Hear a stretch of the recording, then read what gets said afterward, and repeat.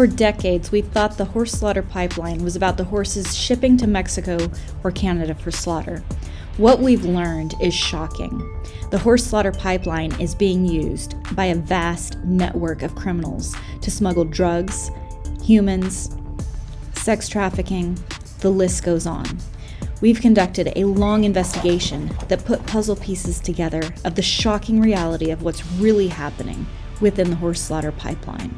Why are the horses so skinny? Why are the horses so sick? Why are horses testing positive for diphtheria, a bacteria they can only contract by long exposures to sick humans? You will learn how the horse slaughter pipeline is a cover for a vast criminal network using horses as a cover.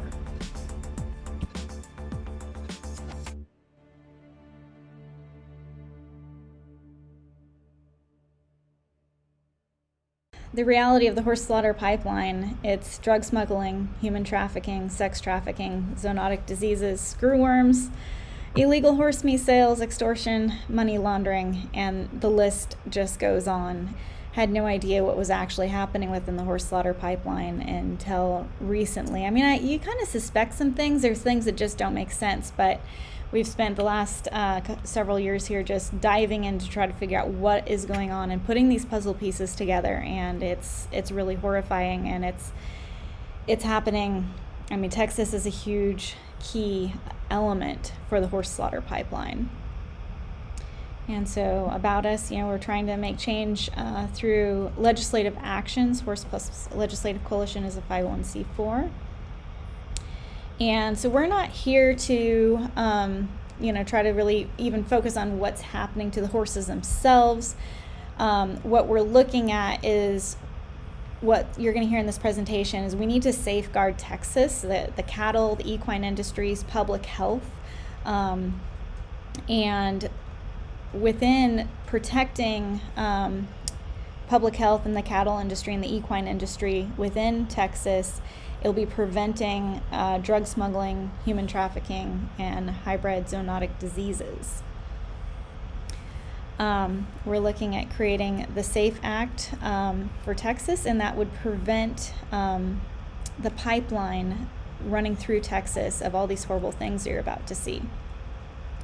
So drug trafficking and drug smuggling is happening within the horse slaughter pipeline. They're using horse trailers, often disguised with a horse in the trailer or a couple horses in the trailer. They're also using the bodies of horses to move drugs, and the slaughter pipeline has direct access through Texas to Mexico, making it very easy for the drug cartel to use it for drug trafficking. This is just to kind of get the idea of the depths they'll go to traffic drugs. And these were puppies that were in South America, and drug packs were literally inserted into their bodies, and then they were brought up and they were caught. But if you can imagine that they will transport drugs using dogs to get the drugs in the United States, they'll definitely be using horses, which you're about to see. What we believe is how they're using it in horses. So obviously you can see there, Texas is a pipeline as a drug corridor, even going up directly into Canada. And what the overlay here is horse auctions. Horse auctions are very much different than cattle auctions. These are horse auctions that are basically for horses that are being shipped for slaughter. It's a lot of criminal activity happens within this, so you can just kind of see the horse auctions laid out there. But how are they using the horses? So this mare, she was rescued by a rescue in Colorado, but she was taken down to the border of Mexico, and on the Texas side she was rejected, and then she ended up at a feedlot and pay a bunch of money to save this horse, and she had a chronic infection in her uterus, and the veterinarian and the team, they tried all different things to fix it. Finally they're like, you know what, we're just gonna have to flush her uterus out. And once she was sedated, they went in to flush her uterus, and they found tape and plastic and other foreign material in her uterus. And the veterinarian did not know what she was looking at. She's like, this is the weirdest thing. But we highly suspect that this horse was used for moving drugs. In Ireland, they're moving drugs using female horses and inserting them into their vaginas. It's really horrific how these animals are being used within the horse slaughter pipeline. This photo here was sent in by one of our informants. These horses were offloaded, and it's important they need to be able to have horses that they can reject at the border. So these horses were offloaded, reloaded into the trailers, rejected, but when they're reloaded, they had foam coming out of their mouths, their nostrils. That's not normal. And we believe that these horses had a tube sent down through their nose into their stomach, and drugs sent down into their stomach. When these horses die, the transporter informant says that typically, if a cow dies, it's like, here, put it in the livestock disposal area. Anytime horses die, that he's been aware of, basically back up to a building, drop these horses off, and then they close up the building. They're like, go on, get out of here. And so if they're moving drugs using the horses' bodies themselves, that's why in South Africa this is being done. Horses are being forced to swallow cocaine, heroin, other drugs, even diamonds, and then they use the horses to move these drugs. This mare had a metal trach in her neck. Like, it was the most bizarre thing, and you wouldn't, as a veterinarian, you wouldn't want to let an animal out of your care like this. But if you're moving drugs and using animals, this is something that you could just have in there. And when the horses become too weak to continue using it, then get rid of them. Now, we haven't done any drug sampling testing on these areas and stuff, because by the time we get these animals, they've been out of it for a little while. This mare came in to us through the buyout program, and the entire side of her skin here was separated from her body. It was a really strange injury, and she was really suffering. And this was kind of towards the beginning of like the whole, like, what are horses being used for? But this section of her skin here was dry old leather, and then it got more and more fresh over into here. There were multiple entry and exit wounds to this. It was really bizarre. But if you think about, they'll surgically implant puppies with drug packets. You have a huge pocket on the side of a horse you can literally pack with drugs, and nobody's going to know. If a law enforcement happens to pull over, which we don't have record that they're checking semi-trailers with horses, they're not going to know that there's drugs within these horses' bodies. This mare was at Bowie, so she was, that's a slaughter export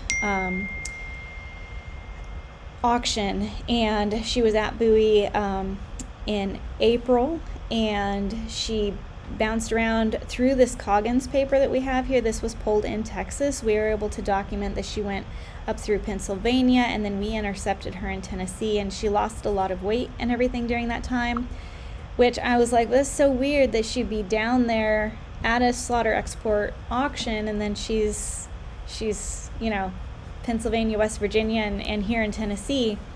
But our informants say that they're moving horses back and forth between different states. Like, there's just weird movement happening within the horse slaughter pipeline. But if they're moving drugs, that would definitely be there. So this is kind of the path that she took, all the way up north, and then headed back down towards Texas. Again, these are all the little dots there are horse auctions. What we've learned is that there is human smuggling and sex trafficking using the horse slaughter pipeline, and horse trailers and horses in the trailers to help disguise them. And this is rampantly happening in Texas. It's just beyond. And this was sent in from one of our informants, and the horse auctions are being used as these pipelines and these covers. If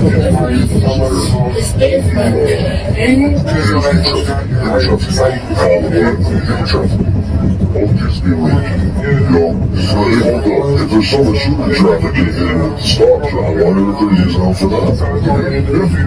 I truly believe I've seen humans inside the trailers. So to move the drugs into this town and move it out with the stock trailers or humans, or as you said yesterday, they do a lot of sex trafficking. Yeah.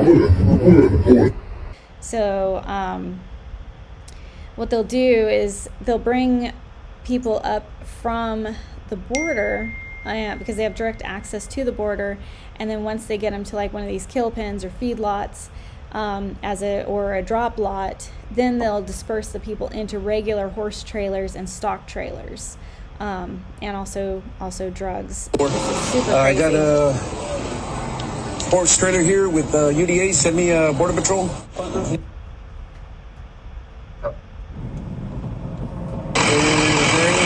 Livestock in there? Dos caballos. ¿Puedo abrir ahí a ver los caballos? En acá, no, porque son bravos. No tengo la key.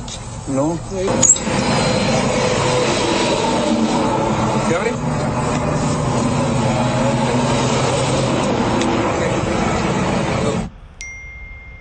There's No se muevan, ¿ok? I get it.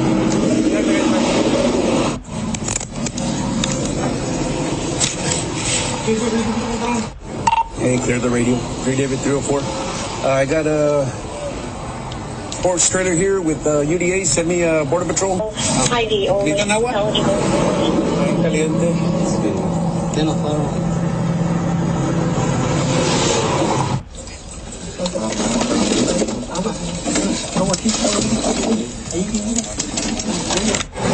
We have a ETA on Edinburgh Fire. I have more subjects passing out over here. I got 2 horses.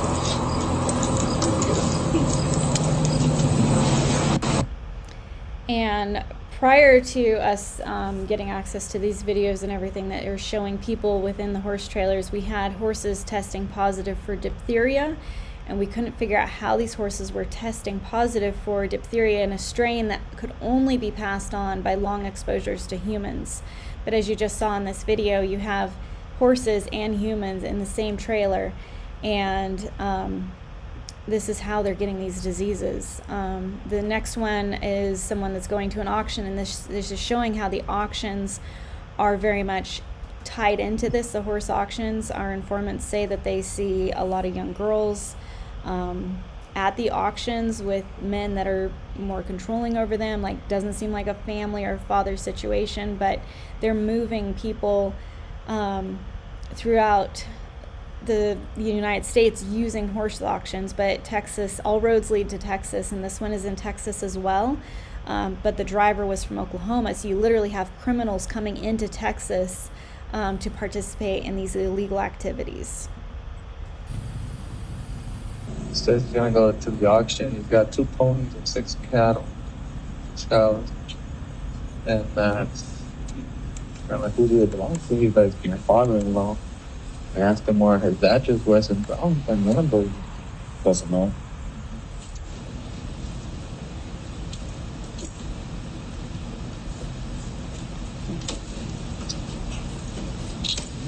¿Cuántos vienen aquí? 1, 2, 3. ¿Sí me escuchan o no? ¿Sí me escuchan? ¿A qué va? ¿4? ¿Nadie necesita atención médica? ¿No? Ok, mira, esto es lo que va a pasar. ¿De qué países son? Tú, amiga, la de verde, ¿de qué país eres? Salvador. ¿Usted? ¿De qué país? ¿El muchacho ya? ¿Y la muchacha ya? ¿De qué país? Mexicana, Salvador y... mexicano. 2 mexicanos y 2 salvadoreños. The horses that we were getting that had diphtheria, and this was, last September we started getting these horses with diphtheria, and we're like, this is so incredibly strange. And we couldn't piece it together because we didn't know that they were moving horses and humans together.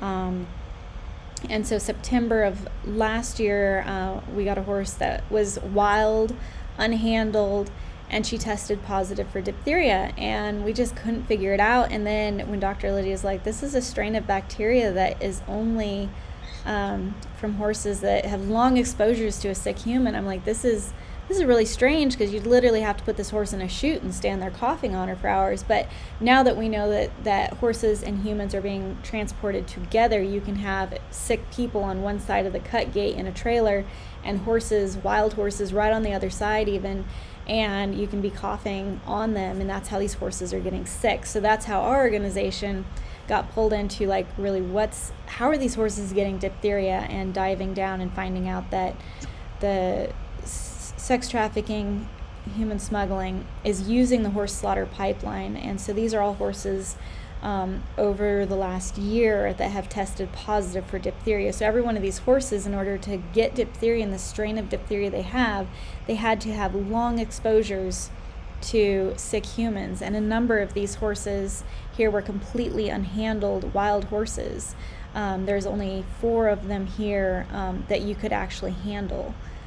So it was mind-boggling to us until we started putting these puzzle pieces together and realizing what was actually happening. And, with having, so many people crammed in these trailers, it's, from what we're getting, the information that we're getting is people that are hauling horse trailers are being offered $4,000 to $5,000 per person that they're willing to transport. And then, like a semi truck, they'll even offer them up to $100,000 because they can get a lot more people in there. These crammed in horse trailers are transmitting diphtheria to these horses. And this is the horse slaughter auctions. There's approximately about 200 of them across the United States. They primarily operate at night. This is the human trafficking and smuggling map laid over the top of this. And as you can see, the overlay, they're very, very similar map highlighting, some of these same little areas and very rural areas. But the horse slaughter pipeline is this underground network that humans smuggling, the traffickers, the drug cartels, they're able to use this and basically go virtually undetected. And here you can see this is a larger trailer. They'll put false floors in these trailers to hide people under. And here you can see where they have covered the window areas, and that's a practice that they will regularly do to disguise humans in trailers or whatever they're trying to hide. They'll cover up the slats in them. This is also very concerning with the screwworm threat.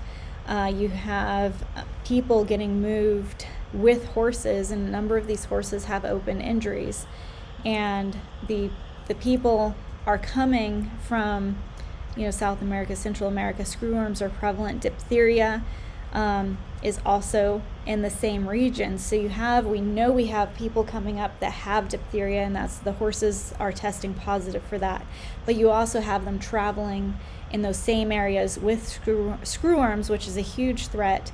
And there was somebody that traveled down to South America, flew back, and tested positive for a screwworm, which obviously was reported. But if you were moving people, or people are coming up through South America into Texas, they have screwworms. These horses that they're moving them with could easily have screwworms.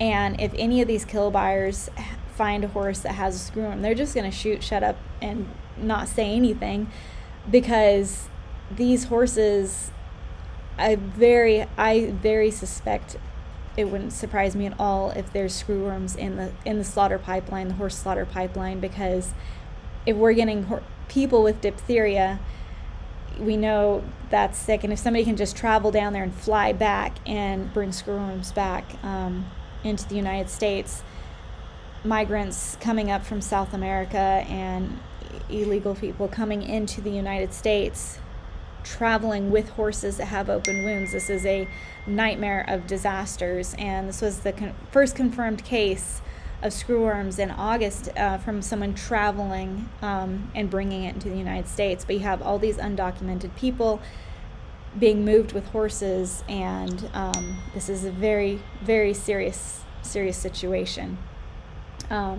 Screwworms are definitely a major concern for the cattle industry. It's 70 miles from the U.S. border right now, and it's just coming north.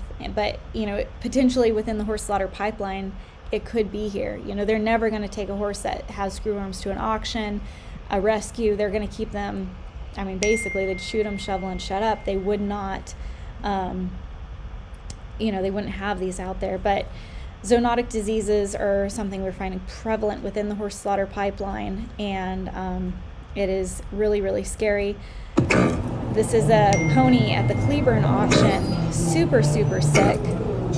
And the concerning thing is, if you have a family member go to an auction to get a pony for their kid, and that pony has diphtheria, kids and horses do all kinds of things together, including drinking out of the same water troughs. So this is a huge health risk to humans. But I'm going to be turning this over to Dr. Lydia because this is her field of expertise. So just let me know, Dr. Lydia, when you want me to move the slides. Sure, sounds great. And I just want to hop in here really quickly. I'm a data person. So the American Veterinary Medical Association estimated the potential loss to the cattle industry in Texas if screwworm makes it to Texas at 732 million in losses, and then 1.8 to 2.1 billion in losses to the cattle industry in Texas, and up to 9 billion to the hunting and wildlife industry. So we care about animal diseases, but I do want to highlight that there are a lot of significant economic impacts to diseases. So my background is zoological medicine. I worked with elephants with tuberculosis, which is a mycobacteria. Diphtheria is a corynebacteria, but they have similarities in that they're both airborne bacterial diseases. And probably about a year and a half ago, I started just documenting the bacteria and some of the viruses that we're seeing in equines coming from the slaughter pipeline, because kind of like Tani, I've been peripherally involved, but not targeted on herd health quite as much. And we just started seeing patterns. These horses coming through the slaughter industry, something did not add up. We know that transport is stressful for animals. We know that combining large groups of animals is stressful, but the sheer volume of illnesses and then subsequently the sheer volume of antimicrobial resistance, which I'll talk more about in a second, is extremely concerning. So Tanya, you can go ahead and change to the next slide. Zoonotic disease just means a disease that we can get from animals. We know that about 60% of all human infectious diseases originated with animals, but 3/4 of the new diseases that we're seeing are coming directly from the animal population. And in the extremely small, non-peer-reviewed study, I want to be really transparent about that. So this paper did not make it to peer review. We haven't tried to get it to peer review, but I've had, over the course of about a year, 103 horses come in from the slaughter pipeline with really severe illness. And so we've been doing bacterial cultures in those animals, and we're finding that almost 90% of the bacteria that we're finding is zoonotic, meaning horses have the potential to give disease to humans, and vice versa. And I know I'm not a cattle veterinarian by any means, but I know Texas is a big cattle state. And as a veterinarian, a huge part of my job is advising public health strategy, but also advising other veterinarians. So I'm, USDA certified, and a part of my job is trying to track. I said I have a background in epidemiology. When we see diseases that have the potential to impact other avenues, part of our jobs as veterinarians is to speak up and try to advise policies that will help prevent subsequent disease. So I could talk all day about bacteria, but just a couple that are very common that everybody's heard of. MRSA is one example. So methicillin-resistant Staphylococcus aureus. Diphtheria is one that I know Tani touched on this, but I do want to emphasize that diphtheria has basically been eradicated from the United States due to successful vaccination programs. The DPT vaccine, the D in the diphtheria, pertussis, tetanus is diphtheria. So We really haven't seen this disease in the United States in decades and decades, and it's so unusual to see a case in the US that I was actually contacted by the CDC on a day I was off before we got our first culture result back. Tennessee Public Health Department reported it to CDC, and they reported it to me. So CDC found out about our first case before I was even aware as the clinician. And they've been involved since then. There's a type of diphtheria that's toxigenic forming. And that is the type that it is only documented to be transferred from a human in direct prolonged contact. So that prolonged bit is important too, right? That means someone walking past an auction yard and sneezing in a open environment isn't gonna count as that prolonged contact.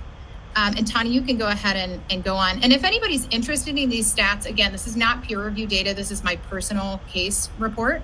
I'm happy to share it. I also did put together a bunch of peer reviewed papers in support of the same patterns that we're seeing.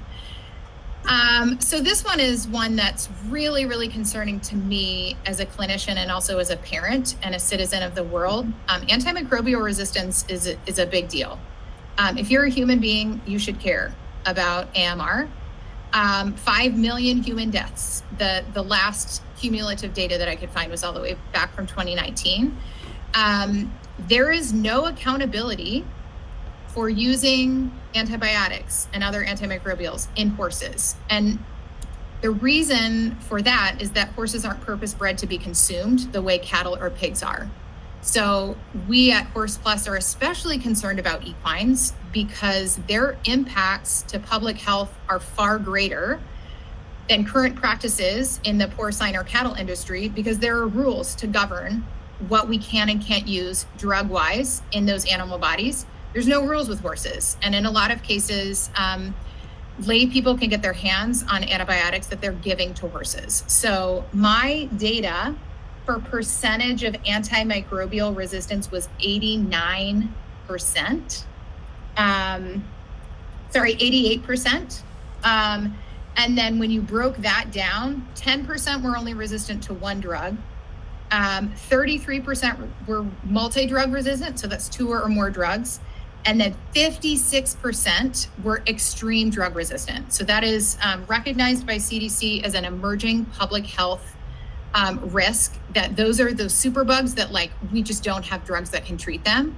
And that is a huge problem because these are animals that are not being regulated. They're entering food chains, and those superbugs are cohabitating in the same areas in which we process animals intended for slaughter, like cows and pigs. As soon as I bought those horses, I brought them into my place here. 2 of them came in with snot blowing out their nose, and that's from the TTA auction up there. Not saying they did it, but that's the way they came in. And as soon as they stepped off my trailer, I hit them with antibiotics. I'll just hop right back in here and say that is illegal. That is practicing veterinary medicine without a license. So only a veterinarian legally in almost all states, Texas included, can diagnose, prescribe, and treat an animal with prescription antibiotics. So what that guy just described, he felt like he was being a good citizen at the Bowie, Texas auction, and that is actually an illegal practice of practicing without a license. And actually, let me jump in here really quick. That is David O'Dwyer. He is the largest kill buyer in the country, and he's in Bowie, Texas. And that, if you listen to the full video there, he essentially went into the Texas Thoroughbred auction, purchased 11 horses. When they realized who he was, they kicked him out of the auction and tried to get their horses back. This happened while we were down there. And we had a long meeting with Texas Thoroughbred Association. They were absolutely devastated. They tried to get the horses back. They got two of the entire group of the horses back, except he increased in less than 24 hours, increased the purchase price by 30%. They paid the 30% back. And at the end of this video, he said, I'll do whatever I want, whenever I want, wherever I want, and no one's going to stop me. And that's who essentially runs the majority of the kill pen industry in Texas.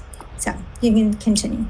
I'm going to jump in here too. Just that this is very common within the horse slaughter pipeline, as you have these kill buyers, auction owners giving horses tons of antibiotics, and it's rampant. And he's just a good example of what happens across the horse slaughter pipeline. And Dr. Lydia can jump in here, but these are just zoonotic diseases that are a public health risk to humans that we're finding within the horse slaughter pipeline. The list just keeps going. There's a lot of them. And then also concerning is diseases within the horse slaughter pipeline that's a risk to cattle, which is significant concern for Texas. Yeah, so far we've identified almost 400 different types of bacteria and counting.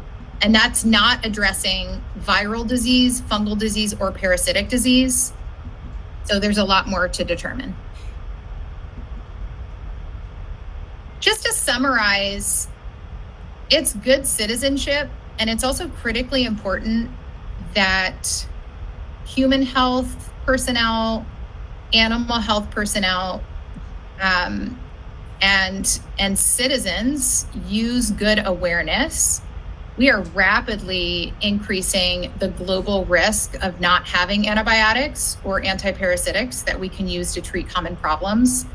I'm not a money person, but the economic impact of those things is absolutely staggering. And if you don't care enough about public health, looking at the bottom line on things like food cost and environmental costs are just astronomical. So I just am here to encourage people to do the right thing, generally speaking, but it is kind of terrifying the direction that we are allowing the equine slaughter pipeline to go in. It really is only benefiting a few individuals. And I think if more citizens were aware of what was happening, they would be absolutely horrified. All right, thank you, Dr. Lydia. And I think the concern here is, there's the cattle concern with the cattle industry, but also these horses. The horse industry within Texas is over a $12 billion industry, supports over 155,000 jobs. And if these horses are getting these diseases, that horses are just being funneled into Texas that are super, super sick. We've documented diseases that we don't have medicine for, and they get into $1 million horse in Texas. That's significant, and there's already been loss of $1 million horses in Texas because of the horse slaughter pipeline and cross-contamination of diseases. Horses, kill horses are they're supposed to have, all horses going across state lines are supposed to have a Coggins health certificate, but there's a loophole within Texas because if a horse is coming into Texas, there's basically a permit you can call up. There's no oversight. It's just, who are you? Where are you taking them? And it's allowing super disease sick animals to come into Texas. Texas Animal Health Commission. I got a quick question for you. The livestock inspection stops for transporting kill horses across the state line. Are you going to a certain kill pen? Asking in general. All over, just going all over. We try to get them, sell them. So we do have approved market, but we can do a permit instead of that health certificate and negative Coggins. Okay, and then I can just get a permit right over the phone? Yes, sir. It's just a number that you would keep in your phone or write down and keep on you. I mainly deal with Bowie whenever I'm dealing with the horses. Sometimes I'll take cattle a little bit further south. Call in this number, and if it's not in hours, you'll get a voicemail, and it'll give you an after-hours permit, and you just leave a voicemail with, where you're going to, your name, and how many horses you're taking. Alrighty, I definitely appreciate your help. And that's horses coming in. They're not checking that the horses are getting there. It just, the oversight that they have is a free-for-all for everything. Now, there is illegal horse meat sales happening within Texas. We've gone in, we've investigated it, we've shut it down with the... I'm here in Euless, Texas, in front of Anna's Island Grill, where they've been selling horse meat for over a decade. Horse meat is sold as Lhasa. There's a number of different spellings. This is just a little restaurant. There's a park next door. gas station, you would not think that horse meat is being sold in the United States, let alone in this restaurant behind me. But I've got documentation that they've been selling horse meat since 2013 when they opened this restaurant. It's illegal in Texas for horse meat to be sold for human consumption. So there's a number of violations here, and that's why we're going across the United States, investigating the sales of horse meat, exposing what's happening, and raising awareness, because it's bad enough horses are being exported into other countries and slaughtered, but we don't want them slaughtered right here in the United States and served up on a table for human consumption. We have informants across the United States. We have a hotline for horses, where tips are sent in. We learned about this restaurant. We've done an investigation. We found where they have been selling horse meat on social media since 2013. It's not listed on their website. We did an archive search on their website, and we could not find anywhere where they listed horse meat or lahasi on their website menu, but they're advertising it online. So this leads us to believe that they know what they're doing is wrong. It's not listed on the window behind me here. It doesn't say lahasi or horse meat. What's happening here is definitely wrong. Horse meat is toxic. The AVMA, the Veterinary Medical Association, they've done a study.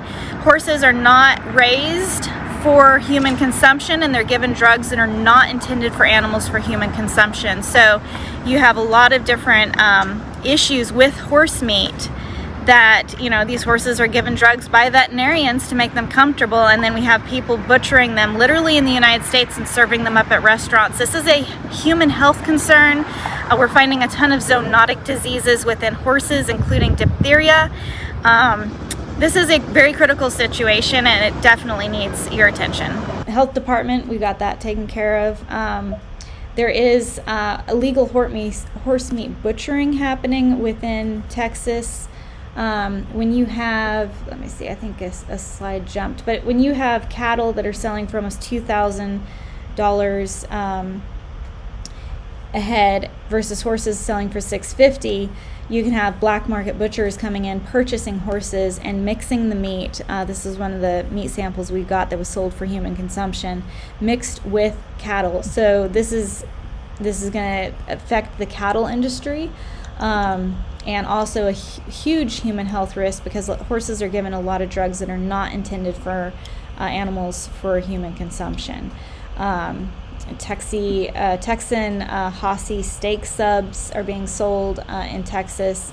Again, we're investigating it, we're shutting it down, but the horse slaughter pipeline within the state is rampant now. They're also using these semi-trailers for transporting humans as well. So, you know, when you see these semi-trailers at auctions, you just got to think of what's happening. There's a lot of money laundering happening. Ties from Bowie to Texas, or Bowie to Canada, are very strong. There's a ton of cash moving back and forth.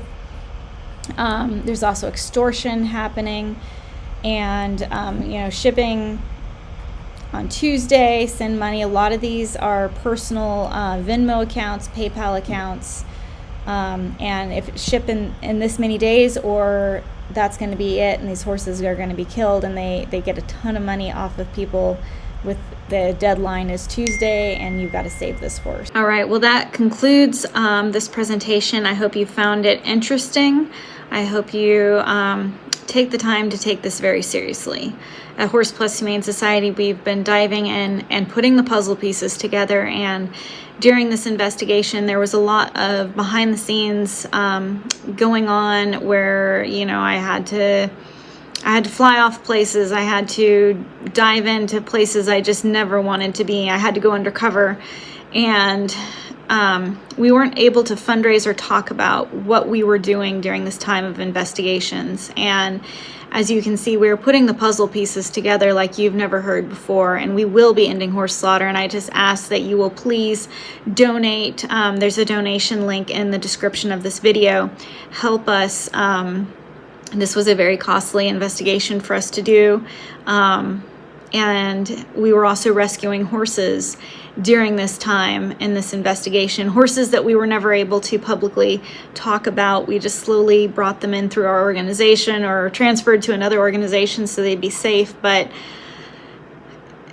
it's beyond what you could ever imagine. So please share this video, get this knowledge out there far and wide, share it in every horse group you can find, the reality of the horse slaughter pipeline. It's more than just suffering, it's more than just abuse.